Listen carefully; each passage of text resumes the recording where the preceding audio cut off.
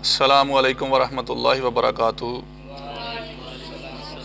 ان الحمد للہ نحمدہ ونصلی علی رسولہ الکریم، اما بعد، اعوذ باللہ السمیع العلیم من الشیطان الرجیم من حمزہ ونفخہ ونفثہ۔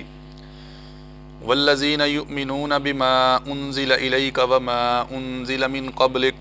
وبالآخرۃ ھم یوقنون۔ محترم بھائیو، آیت نمبر 3 جو ہم نے پڑھی، جس میں متقین کی صفات بیان کی گئی، اسی سے منسلک یہ آیت نمبر 4 ہے۔ اس میں بھی متقین کی، پرہیزگاروں کی صفات بیان کی گئی ہیں۔ اللہ فرماتے ہیں والذین، اور وہ لوگ، یؤمنون، جو ایمان لاتے ہیں، ایمان رکھتے ہیں، بما، ساتھ اس چیز کے، انزلہ،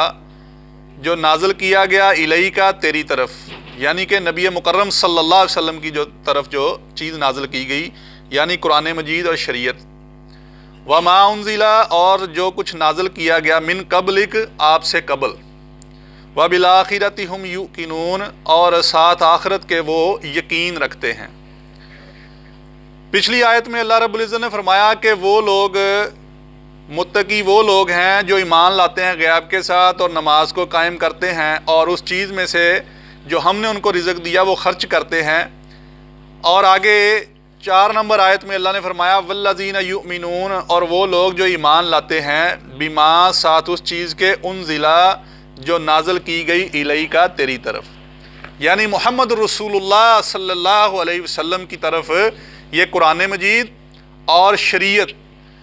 جو کچھ بھی پیغامات اللہ رب العزت